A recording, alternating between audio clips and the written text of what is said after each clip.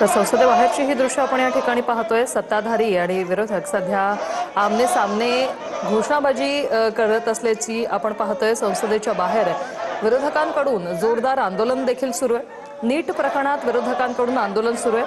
विरोधक आणि सत्ताधारी आता आमने सामने आले। एकीकडे आपण पाहतोय सत्ताधारी जे आहेत ते पंतप्रधान मोदी यांच्या निवासस्थानाबाहेर जे आंदोलन केलं गेलं त्याचा निषेध करतायत, तर दुसरीकडे विरोधक जे आहेत ते नीट प्रकरणात आंदोलन करतायत। नीट प्रकरणात चर्चा व्हावी या मागणीसाठी विरोधकांकडून आंदोलन करण्यात येत आहे, तर सत्ताधारी आणि विरोधक सध्या संसदेबाहेर आमने सामने आले। संसदेच्या मकर गेटवरच हे आंदोलन सध्या सुरू आहे। संसदेच्या मकर गेटवर एनडीएच्या खासदारांचं देखील आंदोलन सुरू आहे। पंतप्रधान मोदींच्या घराबाहेर केलेल्या आंदोलनाचा निषेध म्हणून हे आंदोलन केलं जात आहे।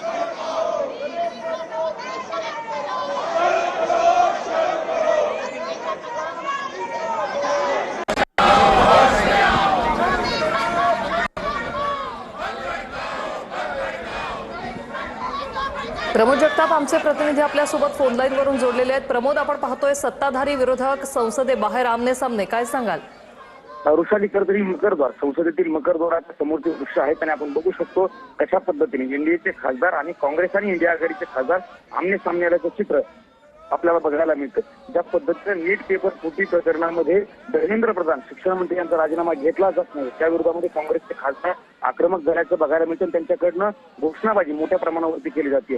समोरून जर बघायला गेलं तर इंडिया आघाडीचे खासदार म्हणजे त्यांच्या मित्र पक्षांचे खासदार देखील समोर आलेले आहेत आणि राहुल गांधी यांनी ज्या पद्धतीने पंतप्रधान नरेंद्र मोदी यांचं जे निवासस्थान आहे 7 लोक कल्याण मार्ग त्याच्या समोरच्या पद्धतीने घोषणाबाजी केली होती, त्या ठिकाणी आंदोलन केलं होतं। त्या विरोधामध्ये एनडीएचे खासदार आक्रमक झाल्याचं दृश्य आपल्याला बघायला मिळते। सध्या मकरद्वाराच्या समोर इंडिया आणि एनडीएच्या खासदार आमने सामने आल्याचं चित्र बघायला मिळते। दोन्ही खासदारांकडनं जोरदार घोषणाबाजी केली जाते। इंडिया आघाडीच्या खासदारांचं म्हणणं आहे की धर्मेंद्र प्रधान जे शिक्षण मंत्री आहेत त्यांनी राजीनामा दिला पाहिजे, अशा पद्धतीची घोषणाबाजी त्यांच्याकडनं केली जाते।